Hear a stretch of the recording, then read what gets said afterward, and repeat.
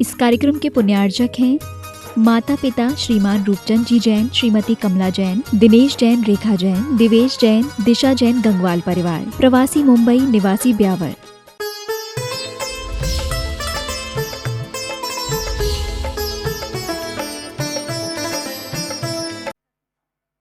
मंगल में मंगल करण वीतराग विज्ञान नमो ताई जाते भये अरहंतादि महान जो विद्यादि सागर सुधी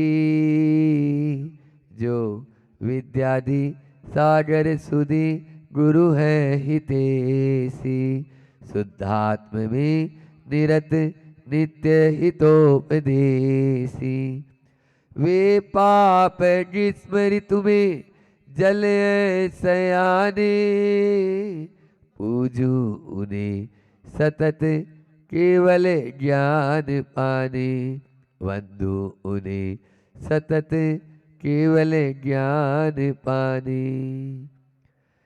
बोलिए मंगरूल के पीर के मूल नायक 1008 श्री आदिनाथ भगवान की परम उपकारी संत शिरोमणि आचार्य गुरुवर विद्यासागर जी महामुनि राज की पूज्य मुनि श्री 108 दुर्लभ सागर जी महाराज की आचार्य समत भद्र स्वामी महाराज की प्रतिदिन अपना स्वयंभू स्तोत्र जो आचार्य समत भद्र स्वामी की अद्भुत रचना है, आचार्य श्री जी भी उसको 3 बार पाठ करते हैं। ऐसे उस स्वयंभू स्तोत्र का हम एक एक कारिका का अर्थ आपके सामने रखते हैं। आज मंगरूल पीर में यहाँ पर यह अवसर प्राप्त हुआ आदिनाथ भगवान के चरणों में। अभी जब आदिनाथ भगवान के दर्शन किए और नीचे उतर के अजितनाथ भगवान के 1000 वर्ष प्राचीन उस प्रतिमा के दर्शन करते ही मन आह्लादित हो गया और कहते हैं न कि प्रभु आपके चरण मेरे कमल हृदय कमल में रहे, ऐसी भावना रहती है। उनको देखते ही हमारा मन बहुत ही प्रमुदित और प्रफुल्लित, प्रभु के चरणों में आने के बाद वैसे ही मन जो है बहुत प्रमुदित हो जाता है। लेकिन मंगरूल पीर के कुछ और मझधार से पार उतरना चाहते हो तो आ जाओ मंगरूल पीर के इन बाबा के चरणों में। कष्टों से बचना चाहते हो तो आ जाओ इन मंगरूल पीर के बाबा के चरणों में।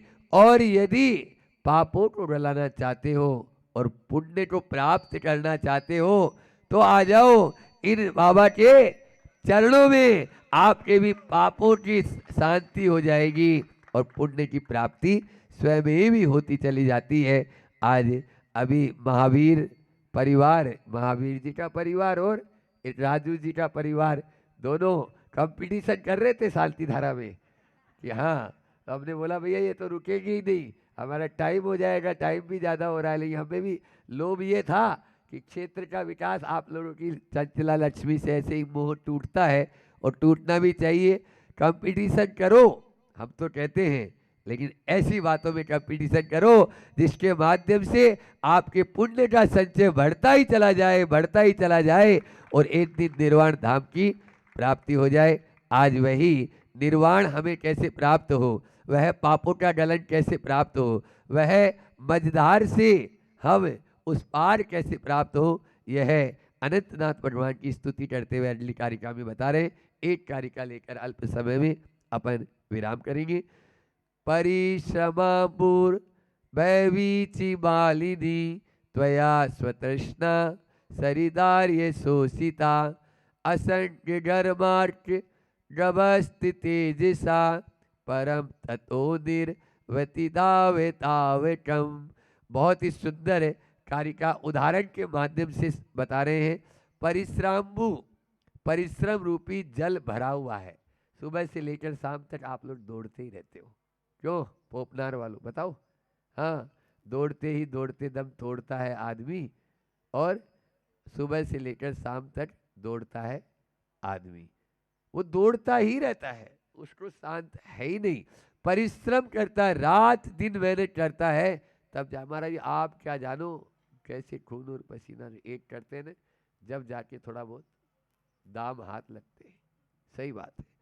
तो आचार्य भगवान कह रहे हैं परिश्रम का जल भरा हुआ है, और क्या है, और बता देते हैं संसार की हालत। भय वीची मालिनी, भय रूपी तरंग, वो नदी सूखी नहीं है, उसमें तरंगे उछल रही है। आपको 24 घंटा भय लगा रहता है, काय का? सेंसेक्स ऊपर नीचे हो रहा है, सेंसेक्स ऊपर नीचे हो रहा है, तो आपका दिल की धड़कन भी ऊपर नीचे होती है। भगवान क्या करे, अब आज का तो हो गया, अब कल का क्या करेंगे? कहीं कपास का डाउन और नहीं हो जाए। कितना डाउन जा रहा है इस बार, तो कपास का दाम ही नहीं मिल रहा है। होता है नहीं होता है? बोलो। खेती करने वाला भी यही सोचता है, भय उसमें लगा हुआ रहता है, हर चीज में भय रहता है। आज ये रेट है, कल क्या रेट होगा कोई पता नहीं। मेरे पास 500 बोरा सोयाबीन का रखा हुआ है, करूंगा क्या? अब ये चना आने वाला है, और चना अभी पहले मेरे स्टोर में, गोदाम में, वो कोल्ड स्टोरेज में रखा है, वो उठवाया नहीं अभी तक। क्यों? ये होता है नहीं होता है? होता ही है। तो ये भय आपके लिए तरंगे उछलती रहती है। ऐसी स्वतृष्णा सरित, ऐसी वह तृष्णा रूपी नदी, हे आर्य, हे पूज्य, हे भगवान, हे अनंतनाथ भगवान, त्वया आपके द्वारा असंग गर्भा गभि तेज तेज सा। बहुत बढ़िया उदाहरण दे रहे हैं कि असंग यानी निष्प्रग्रह, संग से रहित, परिग्रह से रहित, ग्रीष्मकालीन घर, घाम बोलते हैं, घाम, घाम का मतलब जैसे ये लोग बैठे हैं ना घाम में, हाँ धूप, तो वह धूप के द्वारा, आपके धूप के द्वारा, हे प्रभु आपने ध्यान लगाया, उस धूप के द्वारा निष्परिग्रह वह आप हो गए, तो वह सब सूख गई। वह नदी, अब जिसके पास कुछ होगा ही नहीं उसका क्या बिगाड़ लेंगे? हाँ, एक ने बोला कि भैया मेरी दुकान अच्छी नहीं चल रही, तो बोले ऐसा कर, तू ये मुझे 11,000 रुपये दे दे, तेरा एक उतारा कर दूंगा, शनि ग्रह तेरे ऊपर लगा हुआ है। बोले 11,000? मेरे पास 11,000 की तो मेरी पूरी दुकान नहीं है, छोटी सी ऐसे ही करता हूँ, तो एक काम कर 5100 दे दे। बोले 5100 भी नहीं है। बोले 2100 दे दे, तेरा शनि ग्रह उतार। 2100 भी, 1100 दे दे, 1100 भी नहीं है। बोले 501 तो दे दे, अब इससे ज़्यादा क्या करेगा? बोले 501 भी नहीं है। बोले एक काम कर 801 दे दे, अब इससे नीचे तो नहीं हो सकता, तेरा शनि ग्रह उतार दूंगा। बोले 801 भी नहीं है, तो बोले एक काम कर 11 रुपये तो दे दे भैया। बोले मेरे पास तो कछु नहीं है भैया। तो बोले जा, तेरा शनि ग्रह क्या बिगाड़ लेगा, जब तेरे पास है ही नहीं तो फिर तेरा क्या बिगाड़ लेगा वो शनि ग्रह? ये स्थिति होती है। तो जिसके पास है न उसी का बिगाड़। कोरोना उसी के ऊपर हावी हुआ जिसके पास था, अब जिसके पास है ही नहीं तो क्या करेगा? आराम खेत में जा रहा है, एक हल लेके जोत रहा है, वहाँ कौन सा कोरोना? बोले कोरोना तो वहाँ जाता है जहाँ पे हाँ पैसे वाले हैं, उसके यहाँ कोरोना क्या करेगा? वो कभी मुठ पे पट्टी बांधा ही नहीं। हाँ, ये स्थिति होती है। तो यहाँ पर भी ऐसे ही है, निष्परिग्रह हो जाओ तो कुछ भी नहीं। वह ग्रीष्मकालीन सूर्य की किरणें तेज शोषित सुखा दी गई है, तथा इसीलिए परम उसके आगे निर्वर्ती धाम, निर्वाण स्थान, ताव क्रम आपका ही है। हे प्रभु आपने क्या किया? अपने निष्परिग्रह हो गए। बस सबसे बड़ा ग्रह तो वो है परिग्रह। नो परिग्रह वो आपको परेशान नहीं करते, वो बोलते हैं हाँ हाँ ये 10वां परिग्रह है ना, वो सबसे बड़ा परिग्रह है। इस परिग्रह को छोड़ो तो उन 9 ग्रह का कोई मतलब ही नहीं। वो 9 ग्रह है ना, वो तो बेचारे प्रभु के चरणों में वैसे ही नतमस्तक बैठे हुए हैं, लेकिन आप लोग उसको छोड़ नहीं रहे, तो वो आपके पीछे पीछे दौड़ रहा है, तो इसलिए दौड़ता ही रहेगा। आचार्य समतभद्र स्वामी ने ही यही कहा कि भैया तृष्णा रूपी इस नदी को सुखाना चाहता है तो 4 बात याद रख लेना। अल्प समय में एक बहुत अच्छी कारिका याद आई आपके पुण्य से। समतभद्र स्वामी ने रत्नगढ़ श्रावकाचार्य भी उन्हीं का ही है जिनका ये स्वयंभू स्तोत्र है, उसमें लिखा कर्म पर वसे शांते दुखे रंत ऋतोदये पाप बीजे सुके नास्ता श्रद्धा कांक्षा अंशाना स्मृता, है ना। ये निकांक्षिक जो गुण होता है उसकी ये कारिका है कि कर्म परवशे शांते, ये जितने भी भोग विलास की वस्तुएं हैं ये कर्म के परवश है। समझ में आ रहा है? कर्म के परवश कैसे है? आपका कर्म अच्छा उदय है तो आप चढ़ जाओगे टावर के ऊपर, और पाप का उदय आया तो टावर के नीचे घुस जाएंगे। समझ होता है नहीं होता है? बोलो। हवा का झोंका आया, वो कागज का टुकड़ा उड़ के और टावर पे चला गया, और दूसरा हवा का झोंका आया, वही टुकड़ा आके वो बाजू में नाली बह रही थी उसमें गिर गया। अच्छा जो है क्या बोलते हैं इसको, चाट बनाई घर में, मुंह में पानी तो नहीं आया आप लोगों के? चाट बनाई, बैठे हैं चौके वाले देखो पूरे लाइन से, तो चाट बनाई लेकिन मुंह में छाले हो रखे हैं, खाओ, बोलो ना। बोले ना बाबा ना, रहने दो, अभी वो मुंह में ही छाले हैं, क्या कर लेंगे। अच्छे बढ़िया रसगुल्ले बनाए लेकिन बार बार डिसेंट्री हो रही है, तो बोले रहने दो, अभी एक दो खा लिए तो और गुलाब जामुन तो फिर और गड़बड़ हो जाएगा, पेट पहले ही गड़बड़ है। ये कर्म परवशे शांति, कर्म के परवश हैं। दुखे रंत ऋतोदय, दुख वाले हैं ये जितने भी भोग विलास के साधन हैं, इनसे केवल और केवल मात्र दुख मिलेगा, कभी भी सुख मिलने वाला नहीं है। आप देख लीजिए रसगुल्ला में रस है क्या? बोले महाराज आता तो है मजा। एक रसगुल्ला खाया, फिर दूसरा खाया, तीसरा खाया, 9वां खाया, 10वां खाया, अब 11वां और दे रहे हैं।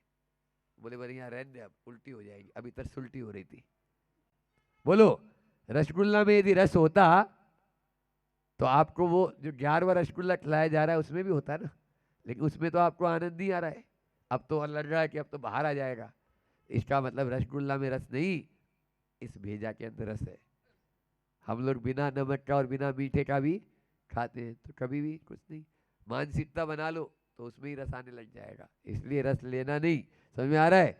तो रस जहाँ पर आपको आने लगेगा वहीं पे ही रस आ जाता है। आ जाए तो सूट की रोटी में भी अच्छा लगता है, नहीं तो 56 बोट सामने हो तो वो भी नहीं। तो दुखे रंत ऋतोदय, और तीसरी है अंत सहित है। दुखे अंत अंतोदय, उसका लास्ट में उदय क्या होना है? अंत में, वह अंत से सहित है। कोई भी है, अच्छा ये बताओ खाज खुजाने में मजा आता है क्या? बोले आता तो है महाराज, लेकिन बाद में बोलो जैसे भोगों को भोगते हो ये खाज खुजाने जैसा है।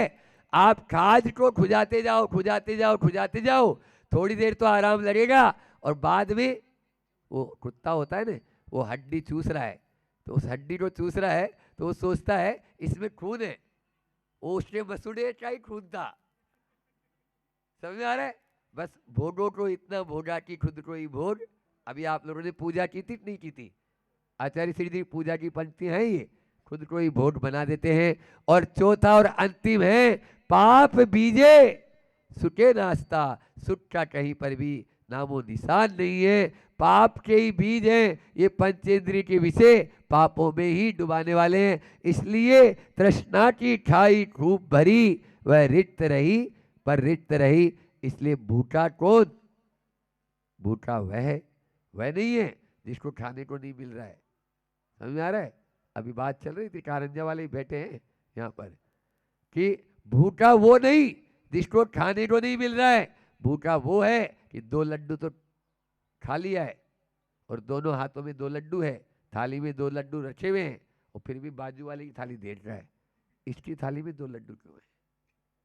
वो भूखा है। समझ में आ रहा है? इसलिए तृष्णा की इस खाई को भरने की कोशिश करो। खंडवित्ता सुखा बहुकाल दुखा, पगाम सुखा अगाम दुखा, संसार मोक्षस्य विपक्ष भूया, खाणी अत अणत्थाणी दुकाम भूया।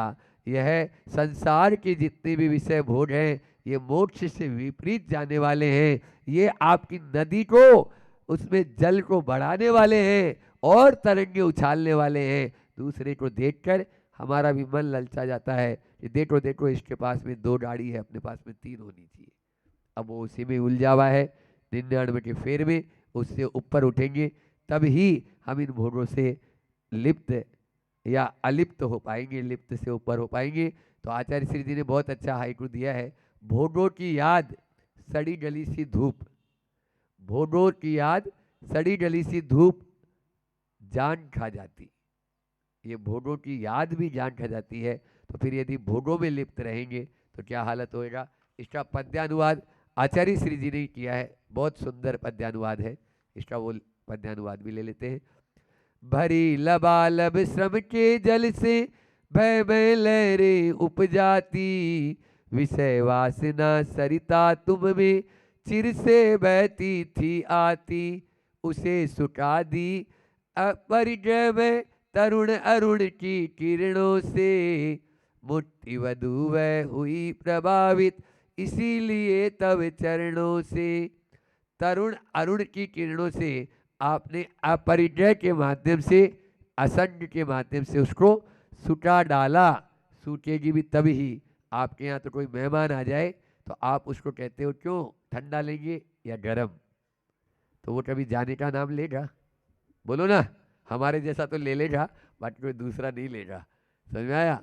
इसलिए आप मेहमान आया है तो उसको बोले ओए उठा खेत पे चल, चल खेत हल जोतेंगे तब जाके अपनी फसल होगी।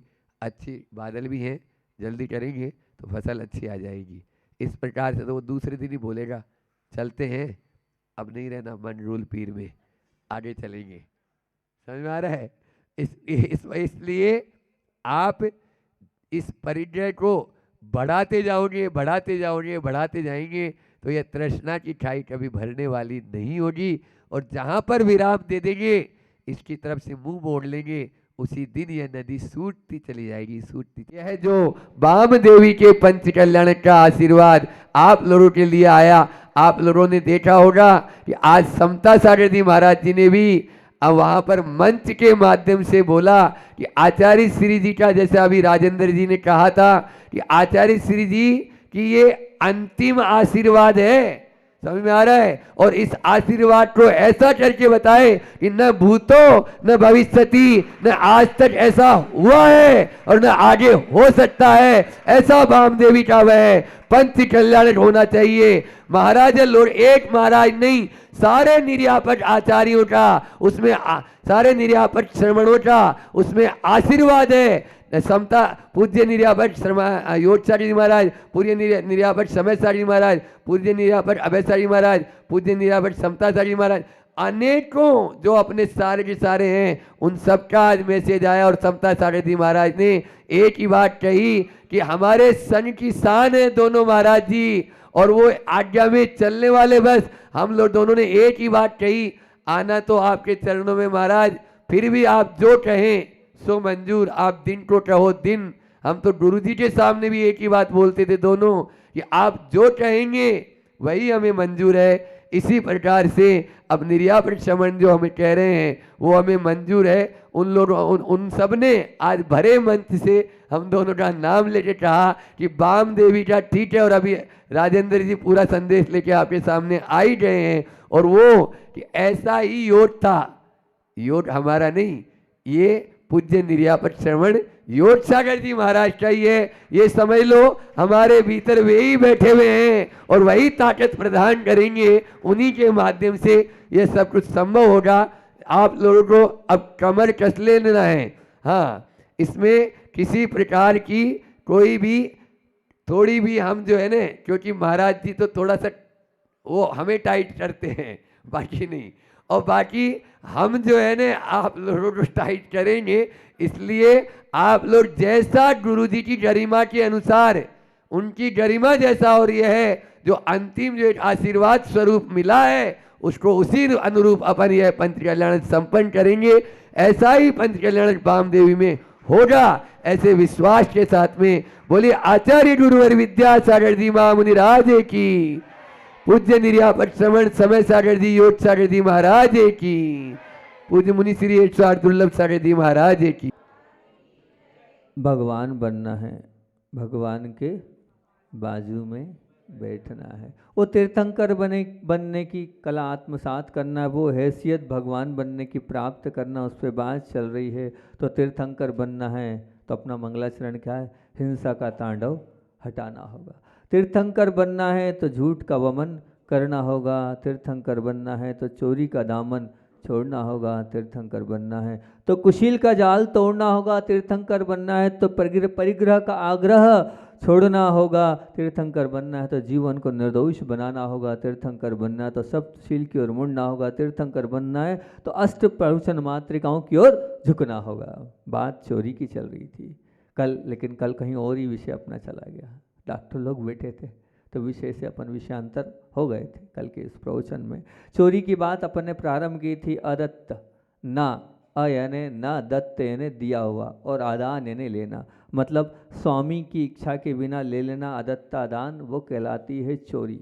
और बात यही करी थी अपन ने कि जीवन में कोई भी पाप अथवा दोष प्रारंभिक अवस्था में तो मुलाकाती बनकर आते हैं, परंतु उसके पश्चात आप यदि उसके प्रति आदर भाव दिखाते हो, उसके प्रति प्रीति परिषद करते हो, और फिर वो आपके जीवन में आते तो वो अतिथि के रूप में है। लेकिन फिर क्या होता है, वो अतिथि के रूप में 5-7 दिन रहते हैं, और फिर अगर आप उसको देश निकालना नहीं देते हो तो जीवन में वो गृह स्वामी के रूप में प्रवेश कर जाते हैं, आंगनतुक के रूप में आते हैं, और लेकिन वो निवास के रूप में रह जाते हैं।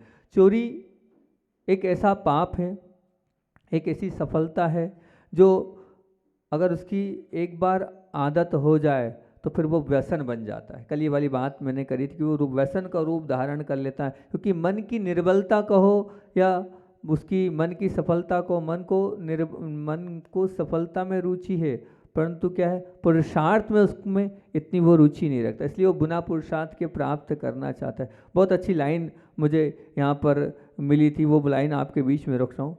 चोरी व्यसन निवारिये, चोरी व्यसन निवारिये, पाप स्थान हो त्रिजु कहीं घोर के। बहुत अच्छी लाइन है, जो कहना चाहिए मारवाड़ी भाषा की लाइन हैगी। तो यहाँ पर जो बात लिखी है वो बहुत घर कर गई मेरे। क्या चोरण व्यसन, चोरी पाप निवार्य नहीं लिखा यहाँ। मैंने यहाँ ध्यान ये दिया कि यह चोरी पाप निवार्य नहीं लिखा यहाँ क्या लिखा है, चोरी व्यसन निवार्य। मतलब चोरी क्या पाप से बढ़कर व्यसन है, एक बार इसकी आदत पड़ जाती है तो वो चस्का रहता है, सब कुछ होते हुए भी आप करते चले जाएंगे उस चोरी को। और उस चोरी के विषय में आप लोगों के लिए हमने 5 कल बताए थे कि एक तो क्या हुआ, भागा हुआ अर्थात खोया हुआ। भागा हुआ अगर कहीं से भगा कर आप लाए हो, किसी नौकर को भी लाए हो, किसी जानवर को भी अगर कहीं आ गया है और आप अपने घर में स्थान दे रहे हो तो वो भी चोरी है। खोई हुई चीज़ अगर है, पेंसिल है, कुछ किसी की कुछ रेख गिर गई, घूम गई है, वो भी हो गई। और गिरा हुआ भी आपको बताया था कल हमने कि गिरा हुआ से तात्पर्य ये कि चलते समय मान लीजिए किसी का कहीं खेत में खेलते समय या कहीं मैदान में कहीं कुछ गिर गया है, वो गिरा तो है, और गिरी हुई वस्तु अगर आपने उठा लिए उसको भी चोरी में ही गिनेंगे। और भूला हुआ से तात्पर्य यही कि कोई था वो भूल गया, टैक्सी में मान लीजिए, कहीं ट्रेन में, या मान लीजिए कहीं धर्मशाला में, कहीं ऑफिस में, कहीं भी दुकान पर, कहीं भी मार्केट में, कहीं भी कोई भूल गया है, अब उसे भूला हुए को अगर आप ले रहे हैं तो वो भी चोरी में ही उसका समावेश होगा। छूटा हुआ है, अब छूट गया मान लीजिए, अब वो अचानक बाहर चला गया और कहीं उसकी कोई चीज़ वहाँ छूट गई जल्दबाजी में और छोड़ गया है, और उसको फिर वो भी अगर आप ले रहे हैं तो वो भी चोरी में ही है। और रखा हुआ है, मान लीजिए कहीं आपका रखा हुआ है तो रखा हुआ भी अगर है और वो भूल रहा है तो नहीं, आपको बताना चाहिए कि भैया आपने हमारे यहाँ ये रखा था, या आपका ये सामान हमारे यहाँ रखा हुआ है तो आप इसको ले जाएं। तो ये भी क्या है, ये भी चोरी के अंतर्गत ही आता है। इतनी बात अपन ने कल करी थी, लेकिन एक वास्तविकता आपके सामने रखें। जगत में धन, सत्ता, सौंदर्य का, सामग्री का समावेश सुख में हो सकता है, सुख में हो सकता है, लेकिन ये सुख को ये जो सुख है, इस सुख को श्रेष्ठ अगर कोई एक इन सब से भी कोई अगर श्रेष्ठ सुख है तो उस सुख का नाम क्या है? यदि वो सुख है तो वह निर्भयता का सुख। निर्भयता का सुख सबसे बड़ा सुख है, परंतु निर्भयता का जो सुख है वो नहीं होता। किसको नहीं होता है? वो चोरी करने वाले को निर्भयता का सुख नहीं होता। सतत वो जो है वो भयभीत अवस्था में अपने आप को दुखित करता है, क्योंकि चोरी करके वो धन तो प्राप्त कर लेता है अथवा सफलता भी प्राप्त कर लेता है, सफल भी हो जाता है, लेकिन निर्भयता का अनुभव वो कभी कदापि करेगा ही नहीं करेगा। उसके पास निर्भयता नहीं रहेगी। अगर वो चोरी कर रहा है तो बिल्कुल उसको डर तो बना रहेगा, वो किसी भी प्रकार की चोरी हो। चोरी से तात्पर्य धन की चोरी नहीं हो, वो अगर मान लीजिए बिना बताए भी घर में किसी को कुछ कर रहा है तो वो भी क्या है, चोरी है। उसे डर रहेगा कहीं पिताजी को मालूम ना पड़ जाए, कहीं बड़ों को मालूम ना पड़ जाए, वो चोरी है।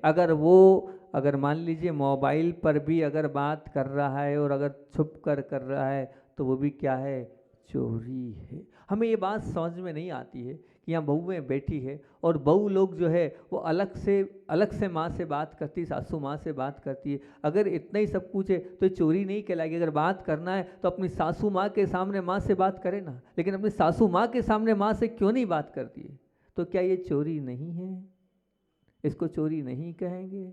अब छुप के बात कर रहे हैं, अलग होके बात कर रहे हैं, तो इसका मतलब ये भी चोरी ही कहलाएगी, इसको भी चोरी ही हम कहेंगे। अगर हम किसी को छुपा कर कुछ कर रहे हैं, किसी को हम मतलब अंधेरे में रखकर हम कुछ कर रहे हैं, तो वो सब भी चोरी। और होती है ये चोरी आपसे, आप करते हैं ऐसे अकेले में बात करते हैं ना, पता हो तो सही नहीं करते हैं। वो जब से मोबाइल आया है तो और चोरी ज़्यादा बढ़ गई है, और ज़्यादा बढ़ गई है। तो वो चोरी ना हो ये ध्यान आपको रखना चाहिए। इस प्रकार की चोरी अगर आप कर रहे हैं तो वो भी चोरी ही कहलाती है। एक बहुत अच्छी बात लिखी हुई मिली,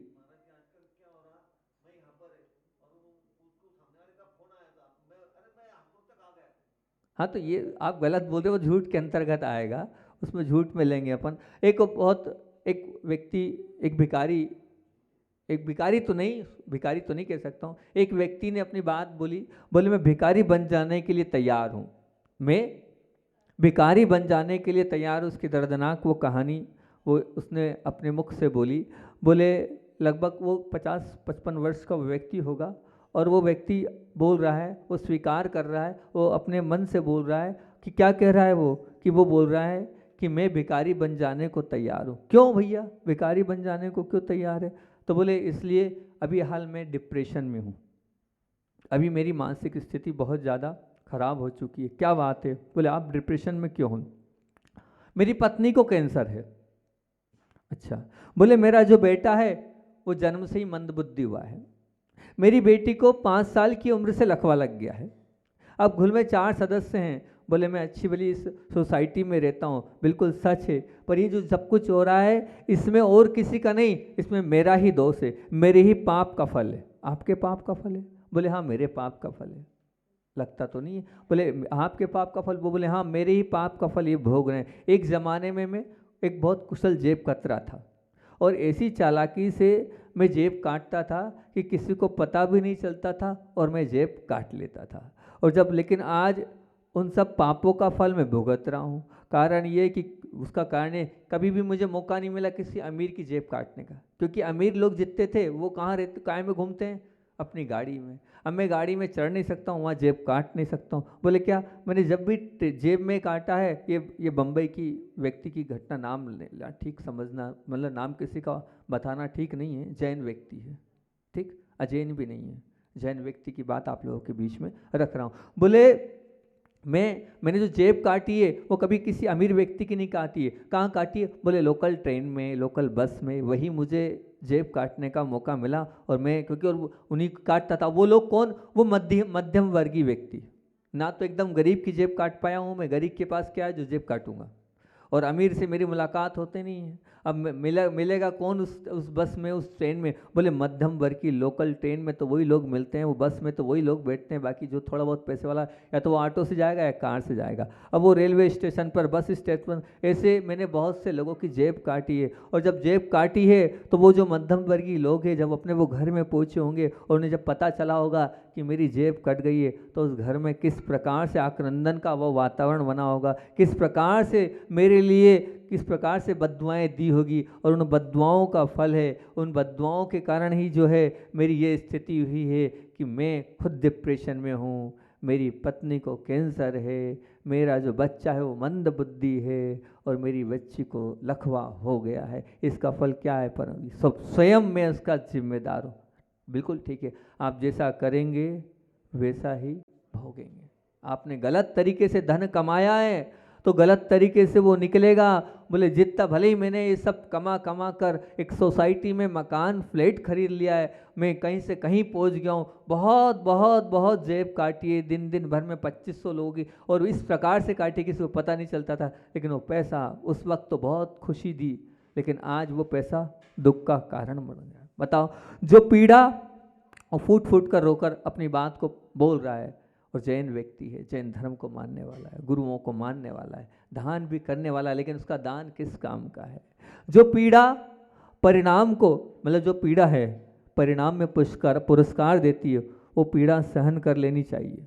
जो पीड़ा, बहुत काम की बात बोल रहा हूँ, ध्यान से सुनना, कि जो पीड़ा परिणाम में पुरस्कार देती हो वो पीड़ा सहन कर लेनी चाहिए, लेकिन जो पुरस्कार परिणाम में पीड़ा देता हो वो पुरस्कार पाने के लिए प्रयास बिल्कुल नहीं करना चाहिए, बिल्कुल नहीं करना। अब जो पीड़ा बाद में क्या, वो पीड़ा तो है, लेकिन परिणाम में क्या होगा भैया? पुरस्कार मिलेगा। कोई कष्ट है, मान लो गरीबी देख भी रहे हैं हम, लेकिन उस गरीबी के कारण हमें बाद में पुरस्कार ही मिलने वाला है अगर सच्चा जीवन जिया। और मान लीजिए कोई आपने पुरस्कार कुछ कर भी लिया, काम गलत, और उससे कुछ मिल भी गया, लेकिन बाद में वो मिला हुआ पीड़ा देगा, तो ऐसा पुरस्कार लेने से मतलब ही क्या है?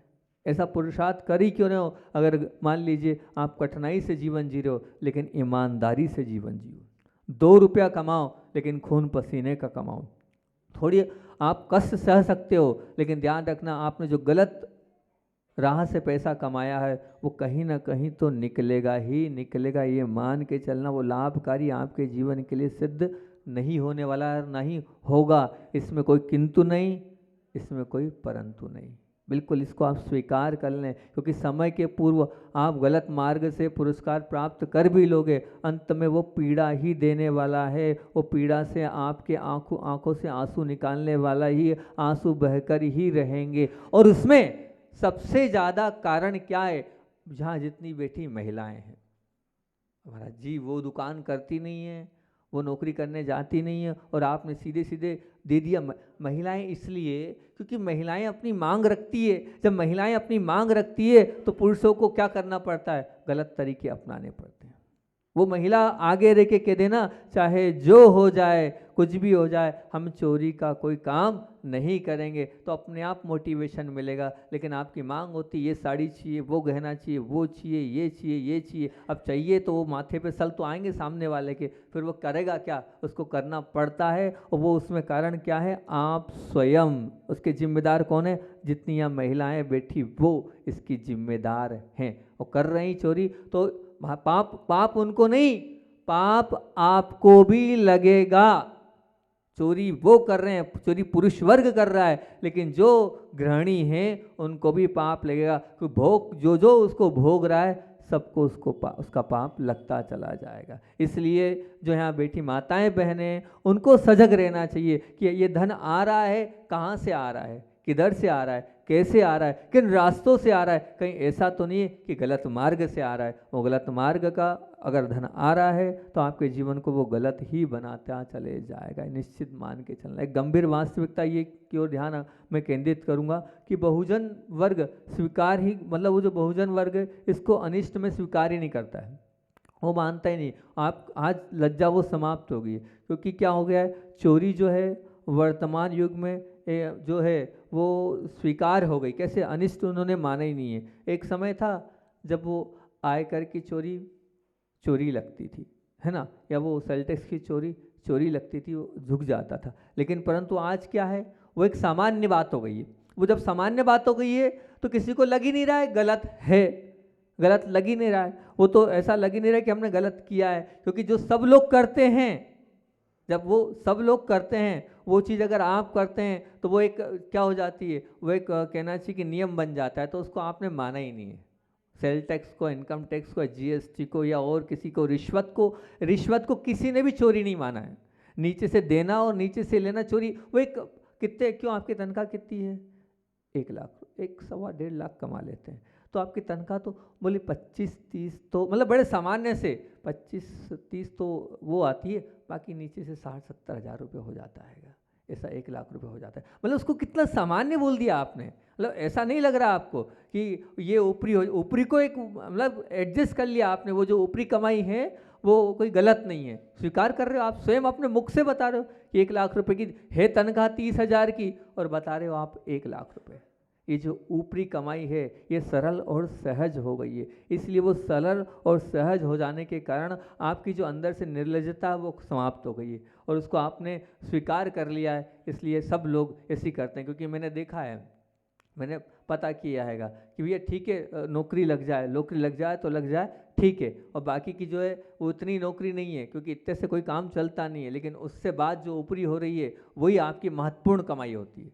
नौकरी छोटी सी है पर उस छोटी सी नौकरी से कुछ ना होगा ना हो सकता है, लेकिन ऊपरी कमाई से सब कुछ आपका होता है। और वो कारण बता दिया है, जितनी माताएं हैं जितनी बहनें हैं यहाँ पूजन कर रही है, यहाँ पे बैठी हैं, लेकिन वो पूजन आराधना अगर उस द्रव्य से हो रही है तो कोई काम की नहीं है। वो आपकी पूजन, वो आपकी भक्ति, वो आपका दान, वो आपके जीवन को अनिष्ट में ही ले जाने वाला है। ये बिल्कुल स्वीकार करना। चाहे वो एक और चीज़ बोलूँ मैं आपको, वो ये भी एक हो गया, चाहे वो आयकर की चोरी हो, चाहे स्टाम्प की चोरी हो। स्टाम्प वाले तो बैठे ही हैं यहाँ, है ना, हमारे जिनेश जी है, तुषार भाई है स्टाम्प वाले ना।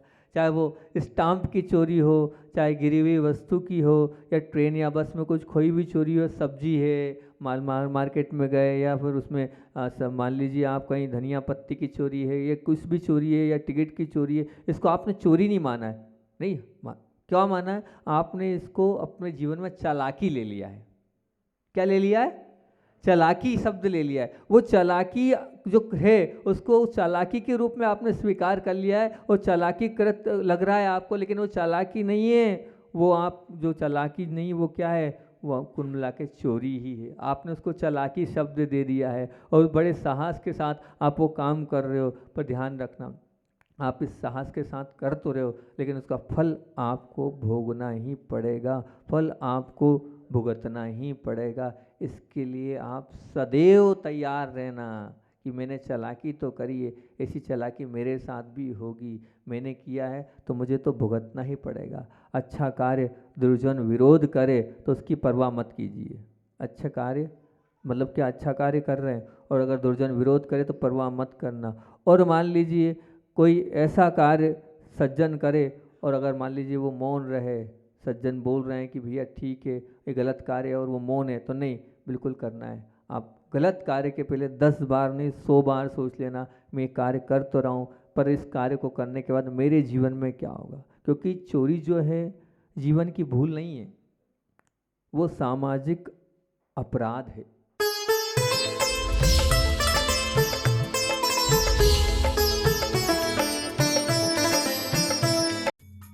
इस कार्यक्रम के पुण्यार्चक थे माता पिता श्रीमान रूपचंद जी जैन, श्रीमती कमला जैन, दिनेश जैन, रेखा जैन, दिवेश जैन, दिशा जैन, गंगवाल परिवार, प्रवासी मुंबई, निवासी ब्यावर।